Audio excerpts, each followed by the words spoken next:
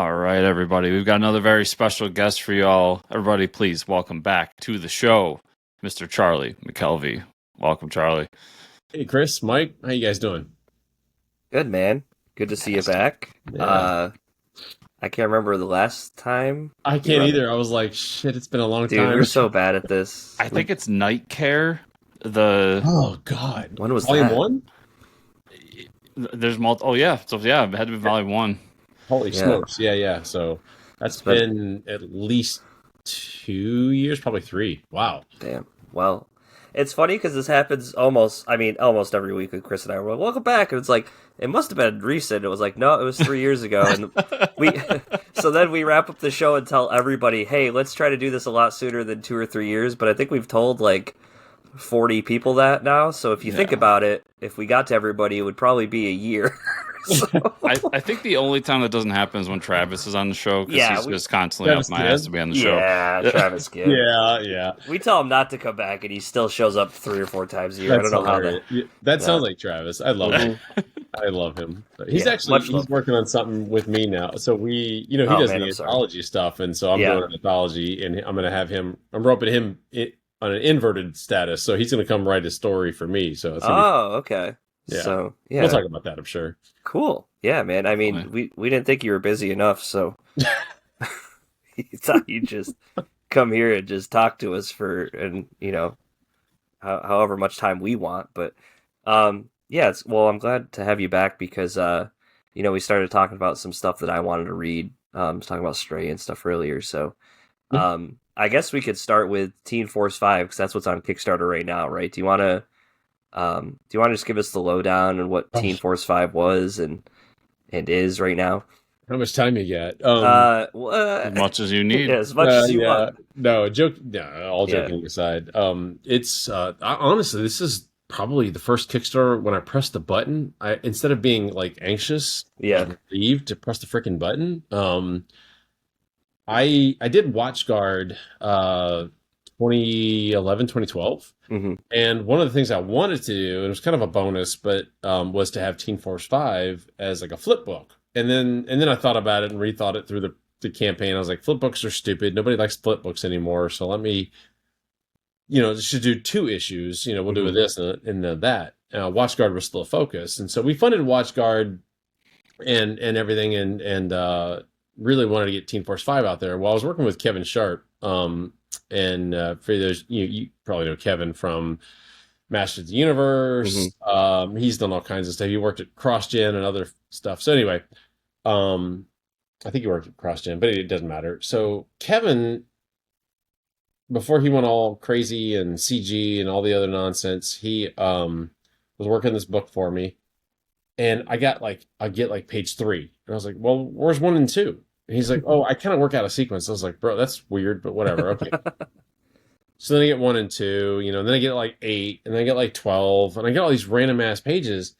Now, what was weird was I had paid for the whole thing up front. I was like, well, hey, let's go. We funded, and I'll just take most of my funding, and I'll pay you, and that'll still give me room to pay for the WatchGuard book, which was the main focus, and shipment. And so, I come up clean. And long and short of it is, I got probably 2/3 of the book within the first year after that. And then he did some stupid book for somebody. It was a miniseries at Image. It wasn't like Impossibles. It was like The Untouchables or something. I don't know what the name of the book was. Okay. But I read it and I was like, this book sucks. Why did you do this instead of mine? But it's because right. And so, not that my book's any better necessarily. Right. Point is that eventually I finally got about 3/4 of the book from him, and then a few rough pages, and then he ghosted me. Oh no, Dude's paid for, Uh, dipped, and whatever. And then I had Diana Greenhalgh also doing inks, but then Diana had health issues. She and I are still friends. She had health issues and other stuff, and then other projects she had to finish, so she never got to finish either. She was most of what I paid for her, she did get to me, so I won't hold anything against her. But long and short of it is that was like 13 years ago, and Wow. that it never got finished. I had some completed pages from Kevin. I had some incomplete pages. I had roughs. I had stuff out of order. I had pages that were like 3 different versions of page 5, and none of them were anything like it was page 7 and 9 and 12, but they were all listed as page 5, and so I had to sort through all this stuff and whatever. So anyway, I got disgruntled with the project. I set it aside and said, this sucks. This is the worst experience in indie comics ever. Oh, for sure. F it, right? Well, then I took a few years break, worked, life stuff. Then I did Spider Squirrel, as everybody knows. I did Spider Squirrel 2, 3, The Trade. I've done a bunch of stuff since then, and successfully. But all the while, I was kind of trickling away, trying to figure out how to get Team Force 5 done, because I really wanted to get it in people's hands. And so I worked with Ollie Castaneda, who did the original covers, the main covers for all the first 3 issues of Spider Squirrel, and he also did a Philly-based short, Chris, by Gabriel Dill Jr. Or Senior, whatever, Gabe, which also featured the then championship Eagles tour bus getting smashed up. And then because I had to have some kind of destruction to Philly, that was a requirement. I always regret bringing on Cowboys fans to the show. For as loose of a Cowboys fan as I am anymore, I honestly couldn't give 2 craps about what they're doing half the time. I just like watching football now. I think I rooted for the Commanders more last year than I did the Cowboys, which I'm not sure makes you any happier, Chris, but whatever. It's probably better than it just the Cowboys changes our rivalry now. Slightly. Right? Yeah. Although I think when the Super Bowl came around, I was like, all right, go Eagles, because the NFC East needs to at least claim the crown, right? So of course. But I didn't say that publicly. So Ollie, anyway, I said long and short like 3 times now, and I keep going longer. So Ollie finished the book for me. I had him, all the roughs that Kevin had given me, I had Ollie go and actually either redraw or just ink over in his style. A few pages I had him redraw, like the ones I mentioned that I had 3 versions of page 5. I was like, just whatever. Here's the script. Draw page 5. We added 4 pages to the original script. Vito and I worked together to rewrite some of the script because it was 13 years old and it was definitely not my best work, and it's still not my best work, but it's done. And then the people who backed WatchGuard back in 2012 already delivered the digital version of this to them as a thank you for being there from the beginning. So we're funding it now, or refunding it for the second time. I've literally paid for this book twice out of pocket. Sucks, but it's there, and I'm excited because Teen Force 5 is, as I note in the Kickstarter, it precedes the WatchGuard. It precedes Spider Squirrel, precedes Rook, which we just funded. It precedes Night Care, which we funded a few months ago and delivered.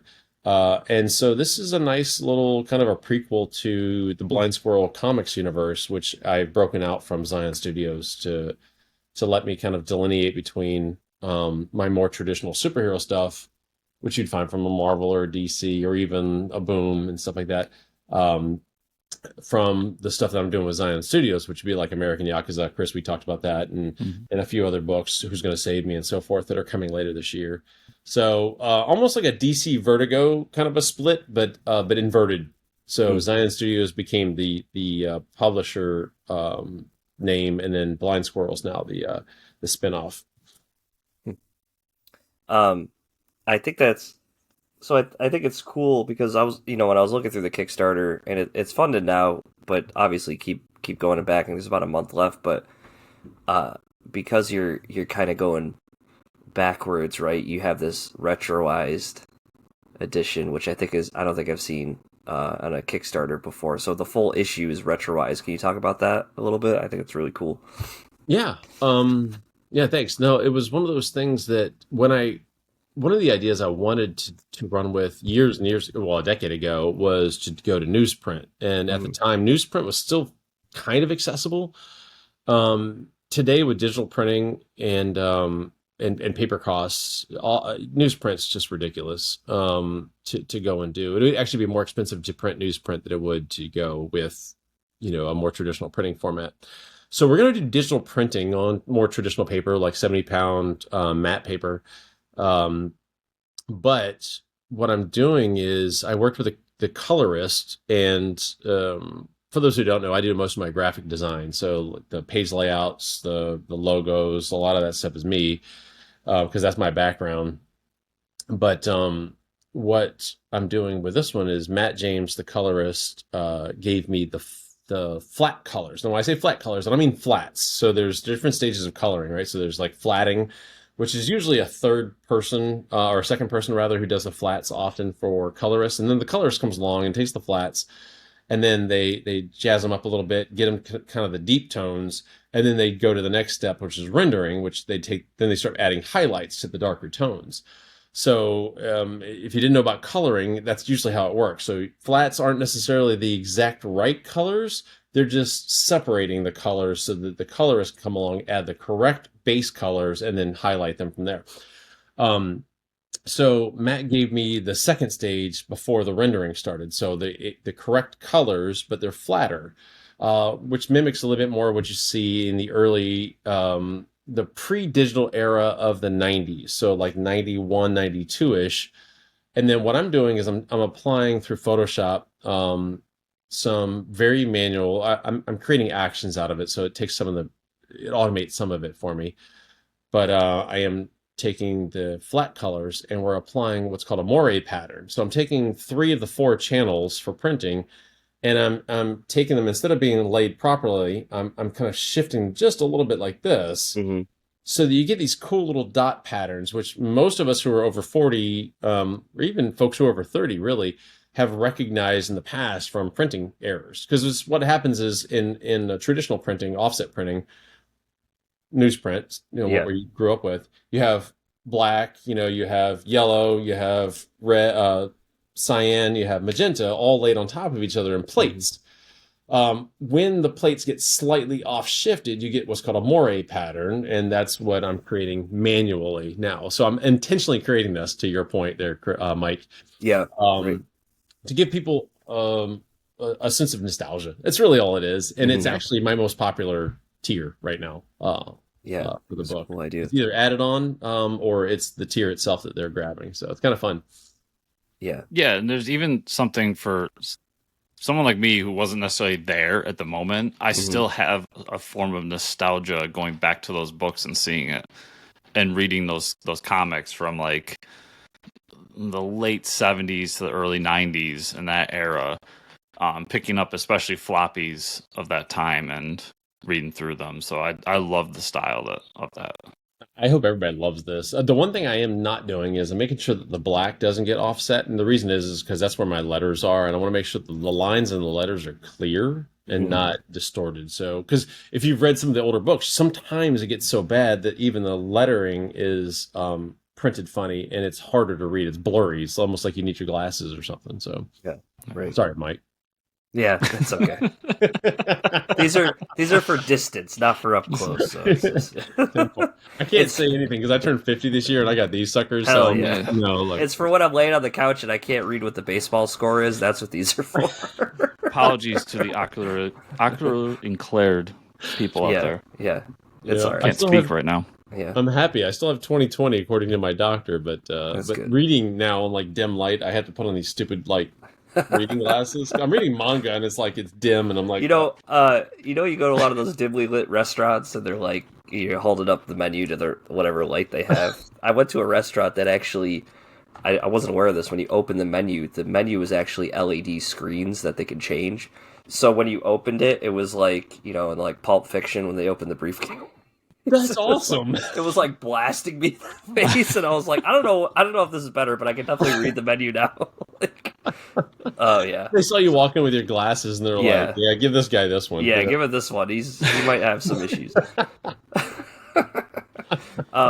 So you have some fancy city folk shit you got going on over there, Mike. fancy city folk. Yeah, they paid way. The food is way overpriced because they had to pay for those fucking menus. So altogether, you have what, 5 variants for this Kickstarter out right now? If you count the full retro. Yeah, and these are all new covers, right? You talked about. Yeah. Well, 3 of the Most of them. 3 of the 4 non-retro ones I had done back when I started this whole project. The main cover I had Ollie do because it was only fair to give the actual interior artist the front cover. Yeah. Right. Right. So that's a brand new one, the main cover. And then the full retro version, I was probably one of the last lucky few who got a cover from Anthony Castrillo, who actually came through for us. Um, not a knock on Anthony necessarily, but I've heard a lot of like, oh, you got him to finish something? And I was like, yeah, he actually like not only did the pencils and inks, but he actually did not only the colors, but he did like 4 versions of the colors. Like Wow. I have the one that's on the Kickstarter, but there's actually 3 other variants that he did. He did like a 90s era digital coloring, and then he did a pre-90s digital coloring, and then That's cool. Yeah, it was kind of cool. They're subtle, and I may revisit those as prints or maybe reprints or something later. I don't know. We'll see. Yeah, I think that's a cool idea. And everybody here, you can get all 5 books for $60, which is a pretty pretty affordable tier for getting everything. I love that in the Kickstarter sphere now, the corner box is returning. It's coming back. Yes. And you've got it here. And I'm super jealous too that you got the Blind Squirrel Comics name, because then you also get with your corner box where the numbering for the book is. It's a little acorn. Yeah. And I fucking love it. Yeah. I love That's it so amazing. much. Yeah, it is. Thanks, brother. That was so. By the way, on that note, credit to DC Stulpner. So DC is my main artist on Spider Squirrel, and you know, he's doing the full volume 2 for me right now. I went to DC and I said, hey, I got this corner box idea, and I threw it at him, and he's like, can I play with this? And I was like, hell yeah, here's the AI. And so when I say AI, I mean the Adobe Illustrator file. Yeah. I gotta realize I gotta be careful about that. Yeah. Oh, he's using AI. Get your picture. I know folks. exactly what I was trying to avoid. So here's the .ai file, or rather, here's the Illustrator file, and like 4 hours later, he says, "Hey, what do you think of these?" And he sent me like 6 different versions of it. I was like, "That fucking acorn, that's sticking around. I don't care. The rest of it we'll figure out later, but that acorn is sticking around, bro." Yeah. Yeah. So thank you, Chris. I'm really proud of that actual what came out of that. So it was a combination of DC and myself working back and forth. DC did the work. The acorn was totally him. So credit to DC Stulpner for that genius idea. And it's kind of cool because the cap of the acorn, I get to put like cover version, and then the body of the acorn, I get to put like what number the issue is. So yeah, it is pretty awesome. Yeah. Plus the squirrel, the blind squirrel symbol with the glasses, the Blues Brothers squirrel. Yeah. The Blues Brothers squirrel is my favorite. We need some Blind Squirrel merch coming down the pipeline. Yeah. Just saying that now. We played with like X's in the eyes, and I was like, oh, I don't know, it's kind of like derogatory, like you know. And I was like, it's just something like fun and chill and a little bit more accessible, and that worked perfectly. So yeah, I think that's the Ray Charles squirrel is that's what you. That's pretty good. No, it's a cool thing, right? It's you want to embrace that the squirrel's blind and not. Yeah, but I think it's really cool, really affordable Kickstarter for everybody out there. Did we at any point say what the book is about? No, we didn't talk about Not it. really, no. I don't think so. Yeah. Teen Force 5, you want to just give us a quick synopsis? Yeah, and on the name, it's funny how many indie creators came to me and were like, screw you for taking that name. That's such a cool-ass name. Yeah. I'm pretty proud of that one. It's fun. It's a obviously clearly a throwback name. So the story in this issue is really about Teen Force becoming Teen Force 5. So in the beginning, we start right in the action. You got 3 superhero teenagers chasing down some, Bulldog is the name of the character. This thuggish, brutish, brick of a character who's a member of Dark Faction, and which we kind of talk about a little bit throughout the book. But at the same time, while they're chasing him down, 2 other wannabe superhero teenagers, Soundwave and Vignette, also want to join the party. And so the 5 converge. They take on Dark Faction, who shows up, and the synergy is kind of immediate, And in traditional 90s fashion, there's not a lot of time to figure out, are they really good guys? Or are they kind of like, like kind of tricking us here? they just take it for granted that they're superheroes, and so they take them to the Den, which is their superhero lair. And it's just a traditional kind of a 90s, late 80s, early 90s fun origin story. The teens come together. I don't explain how the first three get together necessarily. But it's a lot of fun. I enjoyed putting the book together. I love these characters.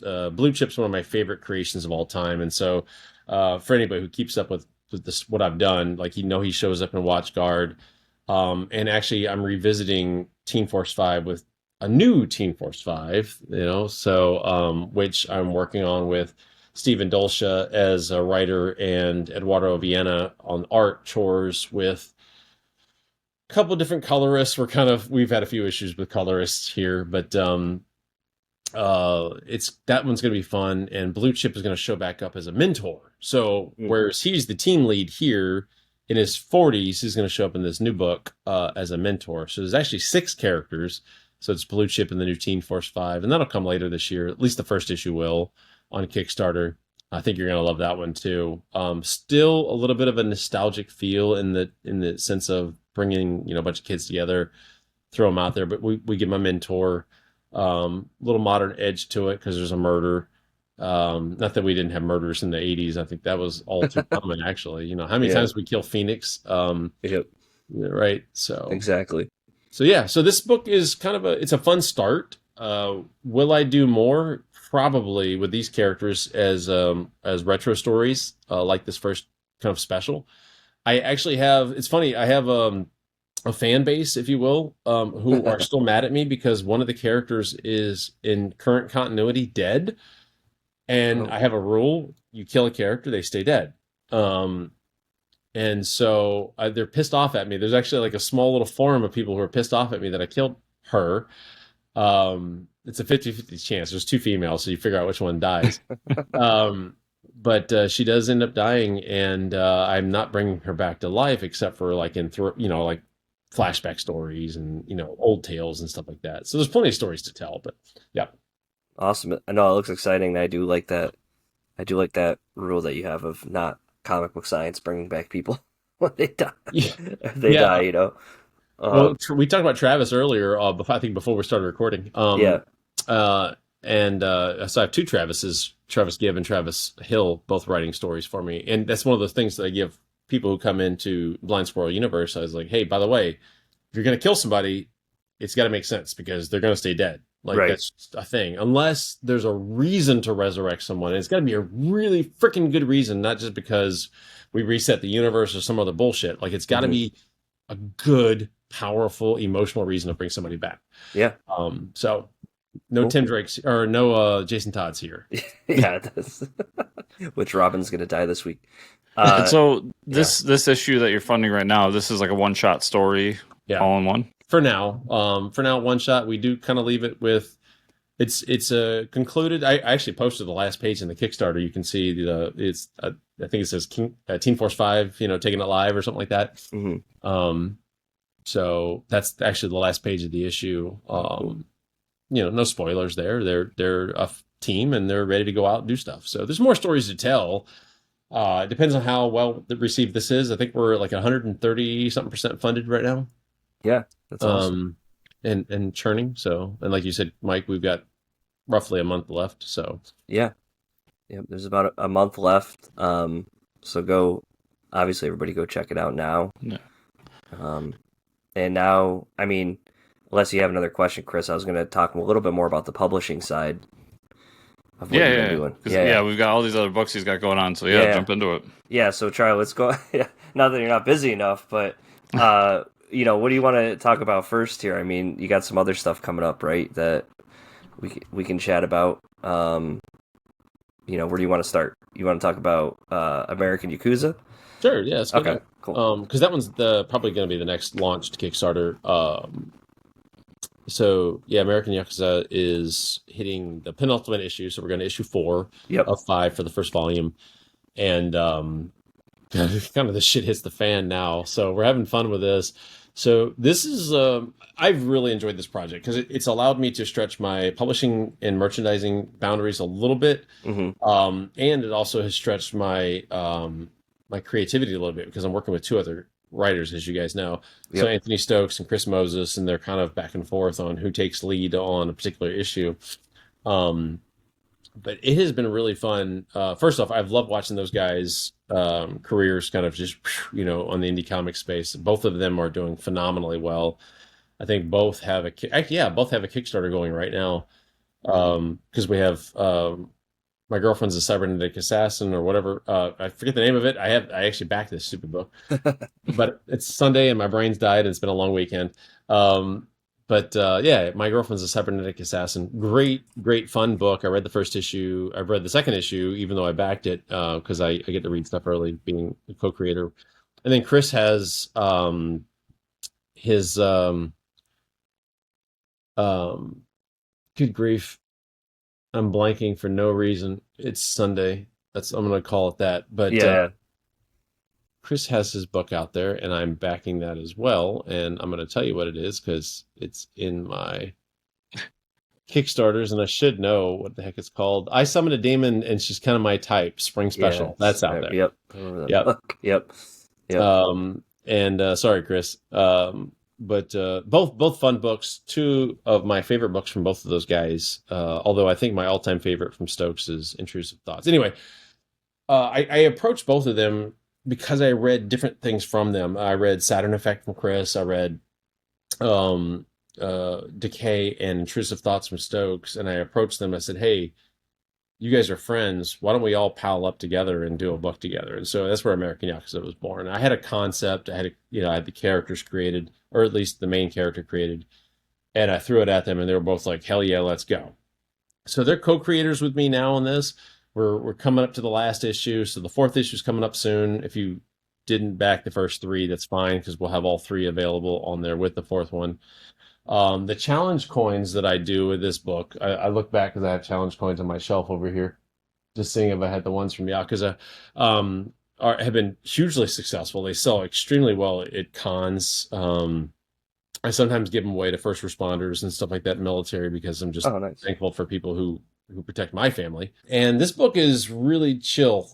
It's not chill, actually. It's violent. It's vibrant. It's a fun, fast-paced romp through Japan's underworld. You got an American fish out of water kind of a story where this American MMA champion who's now been a business guy, his best friend and business partner is killed, and that takes him to Japan to kind of celebrate life, so to speak, in a Japanese way. And then immediately is sucked into this Japanese underworld, and he has his head's spinning. Like the dude is completely out of his element. So you have a character who could potentially beat the hell out of anybody, who's constantly on the run because he has no idea who's after him, who's going to kill him, who's shooting at him. Like so much going on. And it's a fun, frenetic book that I think is disarming in some ways for readers because it's just so fast paced and fun. I think when we get to the end, the fun part for me was I got to read the end, not as a creator, but as a fan. Mm-hmm. I didn't necessarily write the very end. And I'm like, what the? So we can't leave it where it ends. I'm just going to say that. Like, there's got to be a volume 2 at least. Yep. That's awesome. So yeah, really fun stuff. Yeah, that's it seems like a really cool project. And on the Kickstarters before, I've seen the coins you've talked about. Those come out looking really cool that you get to hand out to people. I think that's awesome. Yeah, and if anybody owns one, like they're not cheap. They're a hefty 2-inch diameter, like 4 to 6 mil thick, depending on the sculpture on it. 3D relief, UV coated challenge coins. So they're expensive, and they're again really popular. And you going into this project, like you said, you had kind of the basic idea and the characters built. Was the idea just you didn't have time to make this a reality, or what went into you deciding to bring other people in to help you along with it? No, it was 100% that I wanted to partner up with somebody. I really wanted to. So it started with Spider Squirrel. When I did Spider Squirrel issue 1, Chris, you've read that, and I think Mike, you have too. He blinks out and starts bouncing through like this indie comics multiverse, right? And I have all these other creators who write my character into their universe temporarily. I had so much fun working with other creators in a quasi collaborative sense.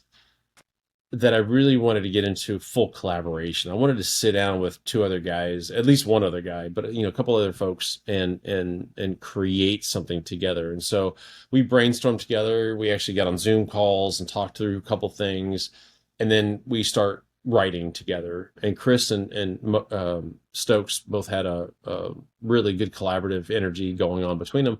And then what I said I'll do is I'll come and back clean up. And so how it usually works is one of the two takes kind of a lead, whether it's plot or story or script, and they flip flop, throughout. And you can kind of hear it in the voice of the story if you feel the energy.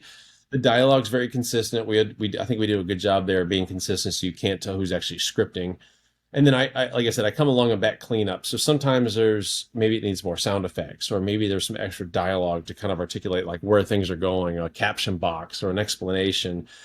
If there's Japanese written, I did all the Japanese because that's a language that I love and I work on learning. And then cultural, also because I'm sensitive to the Japanese culture, try to capture some of that as much as I can as an American who's never actually been to Japan, recognizing that might be some, cultural like appropriation-ish association with that. No more so than any other freaking book out there or movie. Right. Right? Almost all of them. I know. Any action movie, really. But I'm super sensitive to that. Yeah. So I try to be careful to capture the essence of the Japanese culture, the cities, the vibe, very respectfully. And I actually have some Japanese friends and coworkers who help me a little bit with that, Cool. as kind of unpaid, non-credited consultants, as it were. Yeah, that's awesome. So, yeah. So, no, I just wanted to do it this way. Cool. Very cool. That's a really cool idea. We talked about some other stuff that you got coming out. Did you mention, another volume of Spider Squirrel eventually, or do you want to? Yeah, it's already in the works. Okay. Yeah, so I'm breaking away from the first volume where I spent all that time with collaborative, like him hopping through multiverses and all this other stuff. A large chunk, like 2 full issues, probably of 3 oversized issues, were him bouncing around somewhere. Yep. Getting away from that and getting into, I haven't actually told a full, other than the 24-page story that's in the Titan size special, which leads out the Titan. I haven't really told a full Spider Squirrel and Trash Panda story, so I'm doing that with DC now, and I'm actually having, for as much fun as I had with the first volume, I'm having more fun expressing myself and writing my voice into Spider Squirrel and Trash Panda, and it's a hoot. I'm having a fucking blast. I gotta say, it's really fun. That's and awesome. The best part is that I know DC very well, the artist, and he loves drawing these, like, if you guys follow him on any of the social media, he draws these like wild ass, like sarcastic or caricatured things or people or events, and I'm totally tapping into his like fucked up wild side. And so I decided to take Spider Squirrel and Trash Panda into space. Hell yeah. This intergalactic wrestling championship. Hell yeah. And it's the stupidest, wildest, craziest adventure. And the best part is that both of us are having so much fun. He gets to create these like crazy ass designs for both locations and characters. And I get to do the most absurd, fun, ridiculous things with Spider Squirrel and Trash Panda. And I'm telling you, it is going to be probably the funnest, funniest, most ridiculous shit I've ever done in my life. And it's probably going to be up there with some other stuff. I'm not going to give it any peers because I have no idea what it would be a peer with. Yeah. But I think everybody's going to love this volume, probably even more so than the first one. That's really cool. That's cool. Very cool. Yeah, I'm looking forward to that. And then I think one of the last ones we had talked about earlier, you said that publishing Stray in the near future. Yeah. Can you talk about that at all? Yeah, so we acquired the publishing rights to Stray from Action Lab. Vito and Sean have brought their character over to Zion via Blind Squirrel. So it'll be under the Blind Squirrel imprint because it'll be in the universe with Spider Squirrel and Trash Panda, allowing us to do crossovers and other things if desired. But right now it's wholly separate. It's still continuing the Stray story that fans have known and loved for the last gosh, what's it been, a decade now almost? Um, and I am helping Vito fulfill Stray Volume 3, number 2, which is a little over a year and a half late. Getting really positive reception from the fans that we've taken it over. I already have the proof. Oh, crap, the proof's downstairs. I had the proof already from this issue. Minor issues. It's all formatting based. It's stuff that drives me crazy, but I don't think most people would notice. I'm actually fixing that now. I was fixing it before this call, and then I'll submit that to the publisher tonight. So by the time they wake up in the morning, they should have the printer. They should have the new files, and then we'll fulfill for everybody who backed Stray Volume 3, Issue 2. Issue 3 will be published exclusively through Blind Squirrel. And then once we wrap up this Volume 3, we are looking at doing an omnibus, taking the first 2 volumes and probably the 3rd volume and collapsing them into a nice hardcover edition. Still working the details out on that because I'm really focused on getting my current slate of published books out this year, and then get Stray caught up before we get too heavy into the planning for that. But that's kind of the goal. Yeah. That sounds awesome. I can't wait for that omnibus. That'd be sick. Yeah. Not many indie comics get an omnibus, right? Yeah, I know. Yeah. Covers in general, so that's always great when you can do that. Yeah. Yeah. And you had mentioned 2 other books to me that I wanted to jump on as quickly as we can. But one really intrigues me just based on how you sent it to me, which is the Who's Gonna Save Me? Yeah. Which you just put as an exploration of superhero PTSD.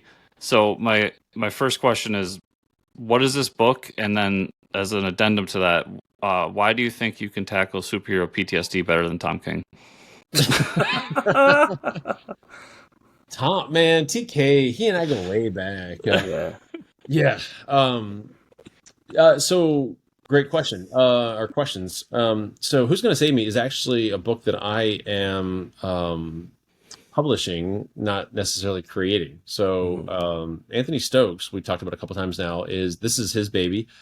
It was a concept that he had tossed at me. He sent a few Google slides to me. Concept, it was a pitch, and I was like, I love this. I love the idea. I love the concept. I love taking PTSD and attacking it from a superhero perspective, because it kind of steps back a little bit from reality to give people kind of a break. So it's not so burdensome. But it also gives a sense of reality, because could you imagine, running around saving people's lives all day and the shit you would have to deal with on the regular basis? I mean, think about social media alone. Social media alone is enough to give people PTSD as celebrities. I mean, we've being as respectful as possible, we of all, the 3 of us and everyone watching, has seen in the last 2 years several creators and celebrities commit suicide, mostly over social media attacks and witch hunts and shit like that, right?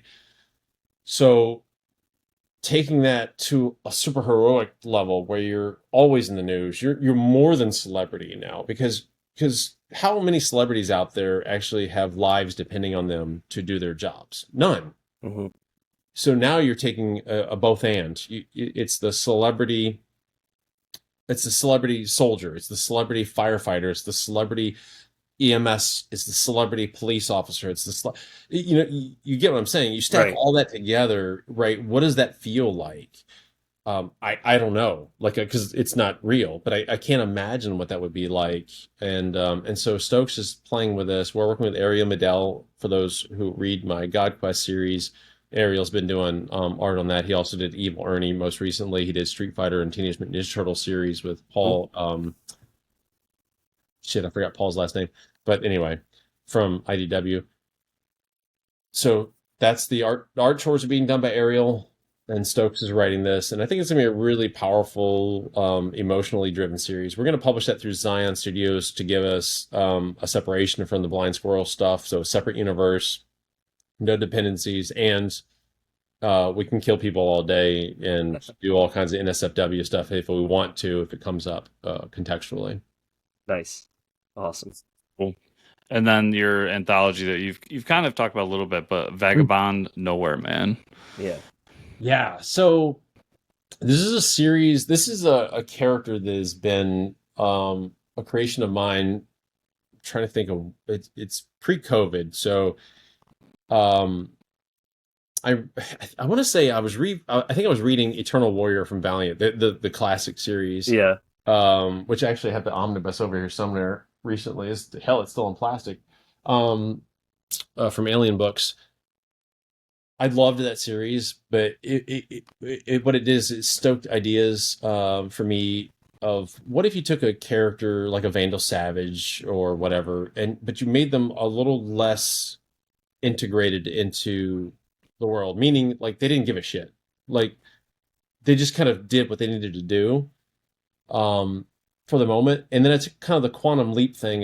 Quantum Leap, I didn't really watch the show a lot. I did watch it enough and I loved what I watched. Mm-hmm. But, he always showed up somewhere and something was happening. And he had to, like, whether it was something small or big, it was something that had to be fixed. And I kind of took those two ideas of like this Eternal Warrior, but yet a little more indifferent from the universe. And then what if the universe said, hey, I'm going to draw you into significant events? What would that look like? And so, unfortunately, like Boom's come out with Berserker, and I say unfortunately only because I'm sure the comparisons are going to be inevitable. Mm-hmm. I love the Berserker series. It's nothing like the Berserker series because that character has this like violent, like there's something supernatural going on there. Yeah, right. And this is way more down to earth. We'll explore Atlantis. Chris Moses, one of my co-creators on Yakuza, did he did an eight-page short, I think it was. That's already done. There's actually a first one done. Really fun exploration of the human side of the character. Marsyas is the name of the character. I just finished up a 12-page post-Revolutionary War story set in 1824 for you history buffs. 1824's election was kind of a shit show. Mm-hmm. It was probably worse than the one we just had, in that there was all kinds of shenanigans. And Congress said, or the House of Representatives said, this guy's our president. And that's how John Quincy Adams got to be president in 1825. At the same time, my hometown, Fredericksburg, I say hometown, that's where I live today. I'm actually from Norfolk, Virginia. My hometown of Fredericksburg in 1824 in the fall, early winter, the Marquis de Lafayette from France, who was an ally of the Americans in the Revolutionary War and the War of 1812, comes on his farewell tour at the behest of President James Monroe. And so I'm tying those two things together and I'm throwing my character in the middle of that. So that's fun. Okay, I had a great time writing bar brawls and all kinds of stuff. And it's all local. So there's places I can go visit and take that's pictures cool. And stuff like that. So really nice.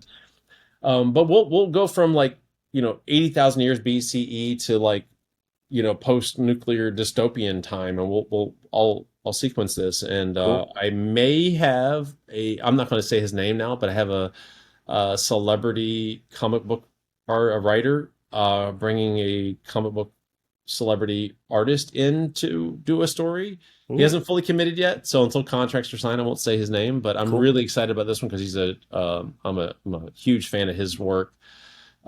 Besides yourself, like comic book celebrity besides yourself, is that what you mean? I'm nobody, dude. I'm just another Joe out here having fun, right? Yeah. So people are invited. Travis Gibbs going to do a story. I'm trying to think of who else committed to it so far. Sean Wood from Mechaton fame, mm-hmm. also The Fog Within and stuff. So Sean, great dude, another local guy, going to do some stuff. So should be fun. Sounds awesome. You guys are welcome to join us. It's going to be highly curated. I want to make sure that we're really careful on timelines. So I have to be careful that if he's in Europe in 1685, that if he's in America in 1686, that it somehow makes sense. Right. Yeah. That's the tricky part. So some stories I've already kicked 2 back and saying, hey, you got to change your timelines. Mm-hmm. But we're going to explore some really fun stuff with this. No, that sounds like a great idea. Yeah. Yeah. That sounds and really it's cool. Totally, it's, I say NSFW only because no holds barred. Like you can do whatever the hell you want. You can have intestines flying at the readers, or you can have the raunchiest sex scenes you want. but they need to make sense for the story. Right. Yeah, of course. Yeah. All about the story. Yep. Damn, Charlie, that all of that sounds like a blast. I mean, you I have got so more. many... How much time you got? I mean, yeah. I mean, well, like all these projects are all significantly different from each other. They all sound like, they sound like good collaborations that you have with other creators and stuff that you're working on. Yeah, I mean, is there anything else you want to tell our listeners or viewers, like, to look out for, or anything else you want to add to any of that stuff going on? No, we'll keep with what we got. I mean, I think, follow Zion Studios or Blind Squirrel on either social medias or on Kickstarter. If you follow both on Kickstarter, you can see what we launch, when we launch it. Cool. Really, you can follow me on Substack if you want to. I've been really, really remiss lately to write Substack, so I'll get back to that soon. But yeah, I mean, kind of to your point, indirectly, Mike, I want to hit a little bit of everybody's everything. Mm-hmm. Yep. I don't think we can appeal to everybody. I don't expect to, and certainly one project isn't going to. But there's all these stories that I have inside of me that I just want to get out, whether I write them or I invite somebody else to write them. Mm-hmm. Characters I've already created that just didn't need to see the light of day, and so I'm kind of bound and determined to make that happen. And occasionally, like with Night Care and with Stray, I'll publish someone else's works, and Who's Going to Save Me. Those are works that I'm publishing for other proven creators who I think deserve a shot to be highlighted by me, and to be shown to a bigger audience. So, yeah, I don't expect to be Boom or IDW or hell, even Mad Cave or Bad Bug anytime soon. I'm having fun, and I'm gonna keep putting books out as long as you guys are reading them. Hell yeah! No, that's a great excuse to do it. And I'll say it's been damn impressive going from, I think when we first had you on the show, and I think you were putting out Spider Squirrel 1, mm-hmm. and seeing the evolution of how much you've been doing, all the work you've been putting in. Yeah. And even if you haven't been on the show, I know we've conversed a few times behind the scenes, just stuff going on, and yeah, it's crazy, man. I love seeing it. Yeah, no, especially during football season. But and I know you pimped out your socials and the Kickstarter and stuff. And just one thing I was curious about before we wrap up, is there the Blind Squirrel website, and will you have product available on that website anytime soon? Yeah. So the best thing to do right now is I'm actually reworking some of this, but if you go to shop.zionstudios, XION Studios.com, you can mm-hmm. see both Blind Squirrel, and you can sort and filter by Blind Squirrel or Zion Studios projects right now. You can get digital and physical of most things. I haven't put my daughter's book on there yet. I need to. She my 12-year-old daughter, she just had a birthday this week.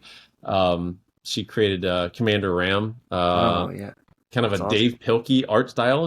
That's really cool. Yeah, it's really fun. Actually, I had the privilege of redrawing, tracing over hers because I was trying to digitize her art. Yeah. And then letter it. And I was laughing the whole time I was reading the thing. I was like, this kid's funny. Yeah, that's really cool. She outsold me at Hampton Comic-Con. Wow. I asked Mike Federale, who hosts, he gave me a table there, and I said, hey, can my kid come and sell her books? He's like, oh, yeah, sure, no worries, dude.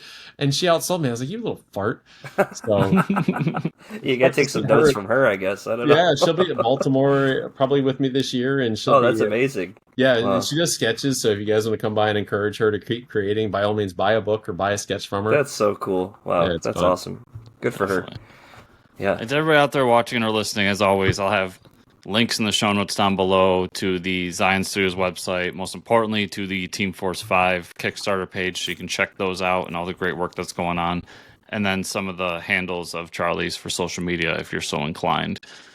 Charlie, it's been a pleasure as always, man, chatting with you, so I appreciate you coming on the show, and I look forward to the next time.